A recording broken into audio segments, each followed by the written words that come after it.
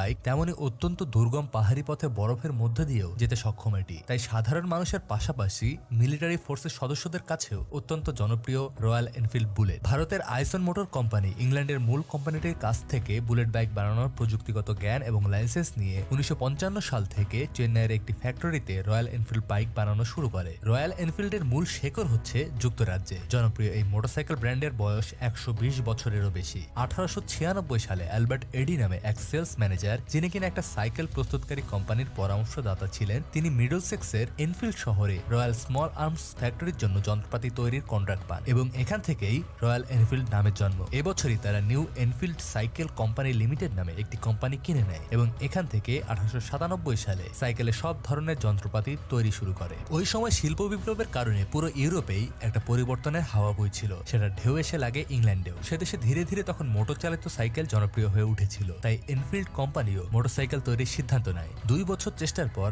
Enfield 1901 সালে তাদের প্রথম 239 সিসি মোটর বাইক বাজারে আনে। 1902 সালে তারা একটি মোটর গাড়ি বানায় এবং 1906 সালে অটোকার কোম্পানি স্থাপন করে। তাদের মূল লক্ষ্য ছিল 4 চাকার যানবাহনের মার্কেট দখল করা। তবে মাত্র 19 মাস পরেই লোকসানের কারণে বন্ধ হয়ে যায় তাদের মোটর গাড়ি তৈরির কারখানা। এরপর কোম্পানিটি ঠিক করলো গাড়ির পেছনে বিনিয়োগ না করে তারা শুধু বাইকের পেছনে টাকা ঢালবে। সেই অনুযায়ী তারা তাদের সমস্ত সম্পদ লাগিয়ে দেয় মোটরসাইকেল ইঞ্জিন এবং ডিজাইন উন্নয়নে। পরবর্তী কয়েক বছরে বেশ কয়েকটি আলাদা আলাদা ডিজাইনের টেকসই বাইক তারা বাজারে নিয়ে আসে। সেগুলো গ্রাহকদের মধ্যে ভালো জনপ্রিয়তা পায়। এর মধ্যে 770 সিসি প্রচন্ড দ্রুতগামী মোটর বাইকও ছিল। এরপর এলো প্রথম বিশ্বযুদ্ধ। অর্ধেক ইউরোপ জড়িয়ে পড়লো সেই যুদ্ধে। সেখানে বড় ভূমিকা ছিল ব্রিটেনের। ব্রিটিশ সেনাবাহিনী রয়্যাল এনফিল্ড কোম্পানির সঙ্গে চুক্তি করলো। চুক্তি অনুযায়ী এনফিল্ড কোম্পানি তাদের টেকসই এবং দীর্ঘ রাস্তার ধকল সামলাতে সক্ষম মোটরসাইকেলগুলো প্রথম বিশ্বযুদ্ধে যুদ্ধক্ষেত্রে ব্যবহারের জন্য ব্রিটেনের সেনাবাহিনীকে সরবরাহ করা শুরু করে দিল। দিকে দিকে ছড়িয়ে পড়ে রয়্যাল এনফিল্ডের সুনাম। সেটা যুদ্ধ শেষেও বহাল ছিল। দ্বিতীয় বিশ্বযুদ্ধের সময় ব্রিটিশ সরকার আবার রয়্যাল এনফিল্ডের সাথে নতুন চুক্তি স্বাক্ষর করলো। এবার তারা মিলিটারি গ্রেড মোটরসাইকেল উৎপাদন শুরু করলো। এই সময় কোম্পানিটি 250 সিসি, 350 সিসি এবং 570 সিসি ইঞ্জিনের মোটরসাইকেল তৈরি করে। এর মধ্যে সবচেয়ে জনপ্রিয় ছিল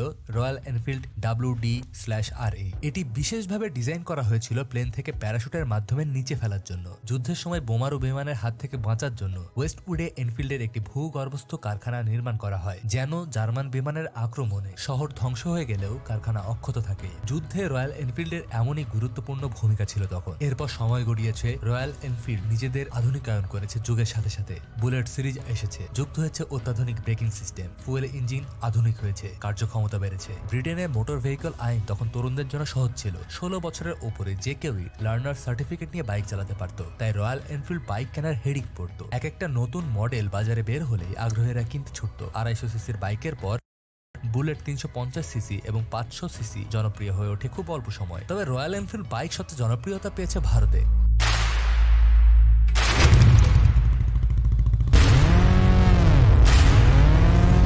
দ্বিতীয় বিশ্বযুদ্ধের কয়েক বছর পর যখন ভারত স্বাধীন হলো, তখন থেকে রয়্যাল এনফিল্ড বাইক আসতে শুরু করে দেশটিতে। বিশাল সীমান্ত এবং সেসব জায়গায় যোগাযোগ ব্যবস্থা দুর্গম হওয়ায় সেনাবাহিনীর সদস্যদের কাছে তুমুল জনপ্রিয় হয়ে উঠল এই বাইক। কারণ রয়্যাল এনফিল্ডের বাইকগুলো যেমন পাথরের রাস্তায় স্বাচ্ছন্দ্যে চলতে পারত, তেমনি বরফে ঢাকা উপত্যকা, পাহাড়ি পথঘাট কিংবা মরুভূমির বালির ওপর দিয়েও তুমুল গতিতে ছুটতে পারে। প্রথম দিকে ইংল্যান্ড থেকে পার্টস এনে ভারতে শুধু মোটর বাইক অ্যাসেম্বলিং করা হতো। তবে 1962 সালের পর থেকেই ভারতেই তৈরি হয় রয়্যাল এনফিল্ড। বাংলাদেশের বাজারে রয়্যাল এনফিল্ড একবার প্রবেশ করতে পারলে যে হুলস্থুল কাণ্ড বেঁধে যাবে তাতে কোনো সন্দেহ নেই। এমনিতেই অনেক বাইকারের কণ্ঠে আক্ষেপ শোনা যায় কেন তারা বাংলাদেশে এই বাইক চালাতে পারেন না এই নিয়ে। কাজে রোড পারমিট এসে গেলে কেনার সুযোগ পেয়ে অনেকেই যে হুমড়ি খেয়ে পড়বে সেটা বলে না দিলেও চলছে। আইন সংশোধন করে যদি অনুমতি পাওয়া যায়, প্রাথমিকভাবে royal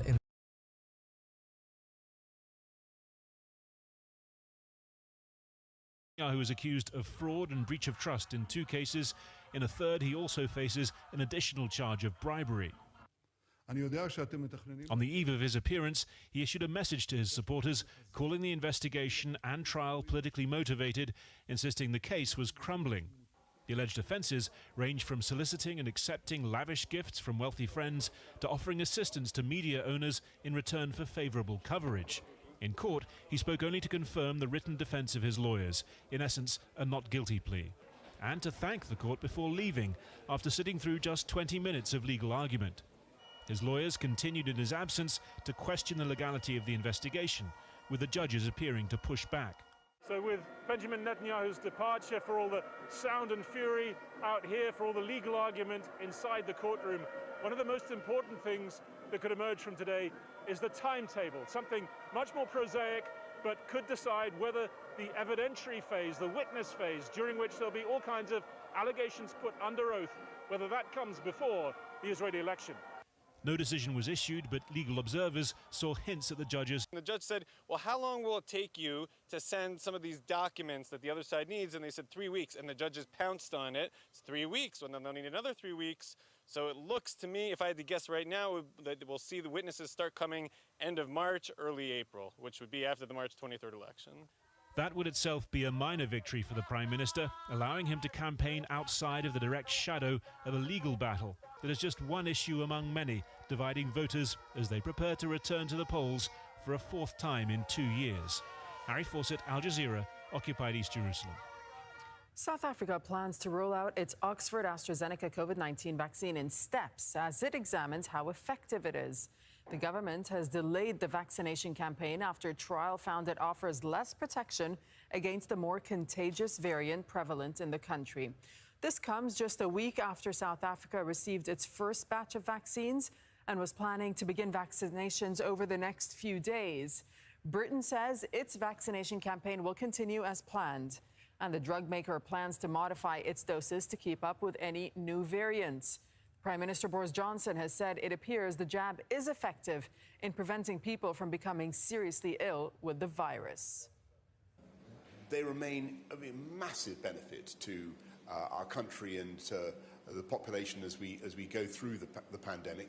And I've no doubt that vaccines generally are going to offer the way out. And with every day that goes by, you can see that medicine is slowly getting the upper hand over the disease. In a moment, we'll join Niamh Barker in London with more on what the World Health Organization has been saying about AstraZeneca. But first, Famita Miller explains why the South African government is under fire for how it's handled the pandemic. The government has said that it shows that there's only a 22% efficacy rate when trying to prevent mild or moderate COVID-19. Now, this is very damaging for the government, given the criticism it's already faced.